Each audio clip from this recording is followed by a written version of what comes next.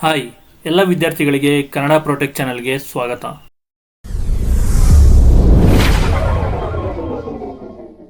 ಇಲ್ಲಿ NEET exam ಕುರಿತು ತುಂಬ ಜನ ವಿದ್ಯಾರ್ಥಿಗಳು ಈ ಒಂದು ನಮ್ಮ ಚಾನಲ್ನ ಕಾಮೆಂಟ್ ಬಾಕ್ಸ್ನಲ್ಲಿ ತಿಳಿಸ್ಕೊಡ್ತಾರೆ. ಪ್ರಶ್ನೆ ಏನಂದರೆ, ನಮಗೆ ಸ್ಟೇಟ್ ವೈಸು ಮೆರಿಟ್ ಲಿಸ್ಟ್ನ ಬಿಡ್ತಾರಾ ಇಲ್ಲ ಸ್ಟೇಟ್ ರ್ಯಾಂಕಿಂಗ್ಸ್ನ ಬಿಡ್ತಾರಾ ಅನ್ನೋದು. ಸೊ ಇಲ್ಲಿ ಮೊದಲಿಗೆ ನೀವು ತಿಳ್ಕೊಬೇಕಾಗಿರೋದು ಏನಂತ ಅಂದರೆ, ಈ ಒಂದು KEA ವೆಬ್ಸೈಟ್ನಲ್ಲಿ ನಮಗೆ ನೀಟ್ನ ಬಗ್ಗೆ ಯಾವುದೇ ಥರ ರಿಸಲ್ಟ್ಸ್ನು ಇನ್ನೂ ಯಾವುದೇ ಅಪ್ಡೇಟ್ ಬಂದಿಲ್ಲ. ಸೊ ಇಲ್ಲಿ ಏನಾಗುತ್ತೆ ಅಂದರೆ, ನಿಮಗೆ ನೀಟ್ ಎಕ್ಸಾಮ್ ಬರೆದಿರ್ತೀರಲ್ವ, ನೀವು KCET ಬರೆದಿರ್ತೀರ, ನೀಟ್ ಸಹ ಬರೆದಿರ್ತೀರ. KCETದು ರಿಸಲ್ಟ್ಸ್ ಬಂದಾಯಿತು, ರ್ಯಾಂಕಿಂಗ್ ಸಹ ಬಂದಾಯಿತು. ಆದರೆ ನೀಟ್ ಎಕ್ಸಾಮ್ದು ಡಿಫ್ರೆಂಟ್ ಪ್ರೊಸೆಸ್ ಇರುತ್ತೆ. ಸೊ ಇಲ್ಲಿ ಏನಾಗುತ್ತೆ ಅಂದರೆ, ನೀಟ್ ಎಕ್ಸಾಮು ಬರೆಯೋವಂಥವ್ರು ಕೆಲವರು ಏನು ಮಾಡ್ತಾರೆ, KCET ಬರೆದಿರಲ್ಲ, ಡೈರೆಕ್ಟಾಗಿ ನೀಟ್ ಬರೆದಿರ್ತಾರೆ. ಇನ್ನು ಕೆಲವರು ಏನು ಮಾಡಿರ್ತಾರೆ, KCET ಮತ್ತು ನೀಟ್ ಬರೆದಿರ್ತಾರೆ. ಈ KCET ಮತ್ತು ನೀಟ್ ಬರೆದಿರೋದು ಡಾಕ್ಯುಮೆಂಟ್ ವೆರಿಫಿಕೇಷನ್ ಯಾವುದೇ ಥರ ಪ್ರಾಬ್ಲಮ್ ಆಗಲ್ಲ, ರ್ಯಾಂಕಿಂಗ್ದು ಸಹ ಪ್ರಾಬ್ಲಮ್ ಆಗಲ್ಲ. ಸೊ ಅವರಿಗೆ ಆಲ್ರೆಡಿ KCET ಅಪ್ಲಿಕೇಶನ್ ಮುಖಾಂತರವಾಗಿ ಡಾಕ್ಯುಮೆಂಟ್ ವೆರಿಫಿಕೇಷನ್ ಆಗೋಗುತ್ತೆ. ಬಟ್ ನೀಟ್ ಮಾತ್ರ ಬರೆದಿರ್ತಾರಲ್ಲ, ಅವ್ರದ್ದು ಏನಾಗುತ್ತೆ ಅಂದರೆ, ಮೊದಲಿಂದ ರಿಜಿಸ್ಟ್ರೇಷನ್ ಮಾಡಬೇಕಾಗುತ್ತೆ, ಹಾಗೆ ಅಪ್ಲಿಕೇಶನ್ ನಂಬರ್ ಇಟ್ಕೋಬೇಕಾಗುತ್ತೆ.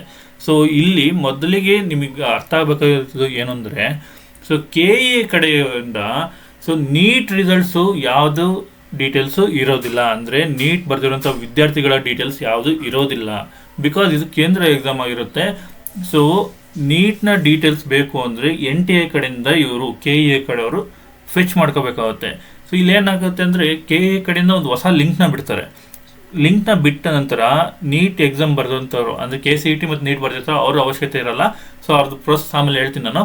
ನೀಟ್ ಮಾತ್ರ ಬರೆದಂತಹ ವಿದ್ಯಾರ್ಥಿಗಳಿಗೆ ಲಿಂಕ್ನ ಬಿಡ್ತಾರೆ, ಅಲ್ಲಿ ರಿಜಿಸ್ಟ್ರೇಷನ್ ಮಾಡ್ಕೋಬೇಕಾಗುತ್ತೆ. ರಿಜಿಸ್ಟ್ರೇಷನ್ ಮಾಡಿದ ನಂತರ ಅವರಿಗೂ ಸಹ ಒಂದು ID ಸಿಗುತ್ತೆ, ಅಂದರೆ ನಂಬರ್ ಸಿಗುತ್ತೆ. ಸೊ ಇದರ ಜೊತೆಗೆ ನೀಟ್ ವಿದ್ಯಾರ್ಥಿಗಳು ಮತ್ತು KCET ವಿದ್ಯಾರ್ಥಿ ವಿತ್ ಯಾರ್ಯಾರು ನೀಟ್ ಬರೆದಿರ್ತಾರೋ, ಸೊ ಅವ್ರ ಎಲ್ಲ ID ನಂಬರ್ಸ್ ಇರುತ್ತಲ್ಲ, ಸೊ ಒಂದು ಡೀಟೇಲ್ಸ್, ಲಾಗಿನ್ ಡೀಟೇಲ್ಸು, ಆ ಡೀಟೇಲ್ಸ್ನ ಲಾಗಿನ್ ಆಗೋದಕ್ಕೆ ಒಂದು ಲಿಂಕ್ನ ಬಿಡ್ತಾರೆ ಇಲ್ಲಿ KE ವೆಬ್ಸೈಟ್ನಲ್ಲಿ. ಆ ಡೀಟೇಲ್ಸಲ್ಲಿ ನೀವು ಲಾಗಿನ್ ಆದರೆ ಇವ್ರೇನು ಮಾಡ್ತಾರೆ, KE ಕಡೆಯಿಂದ ನಿಮ್ಮ ಡೀಟೇಲ್ಸು, ನೀಟ್ ಎಕ್ಸಾಮ್ ಬರೆದಿರೋಂಥ ರಿಸಲ್ಟ್ಸ್ನ NTA ಕಡೆಯಿಂದ ಫೆಚ್ ಮಾಡ್ಕೊಳ್ತಾರೆ.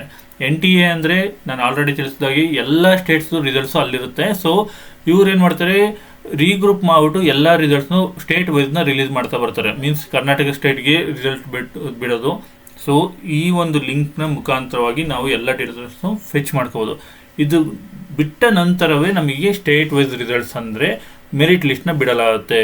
ಸೊ ಮೆರಿಟ್ ಲಿಸ್ಟ್ನ ಬಿಟ್ಟ ನಂತರ ನಮಗೆ ಏನಾಗುತ್ತೆ, ಈ ಒಂದು ಕಾಲೇಜ್ ಪ್ರೋಸೆಸ್ ನಡೆಯುತ್ತೆ. ಅಂದರೆ ಕೌನ್ಸಿಲಿಂಗ್ ನಡಿಬೇಕಾದ್ರೆ ನಮಗೆ ಬೇಕಾಗಿರುವಂತಹ ಸೀಟ್ ಮ್ಯಾಟ್ರಿಕ್ಸು, ಹಾಗೆ ಕಾಲೇಜು ಫೀಸ್ ಸ್ಟ್ರಕ್ಚರು, ಹಾಗೆ ಕರ್ನಾಟಕ ವೈಸ್ ರ್ಯಾಂಕಿಂಗು. ಸೊ ಕರ್ನಾಟಕದಲ್ಲಿ ರ್ಯಾಂಕಿಂಗ್ ಕೊಟ್ಬಿಟ್ಟು ನಿಮಗೆ ಕೌನ್ಸಿಲಿಂಗ್ಗೆ ಕರೀತಾರೆ.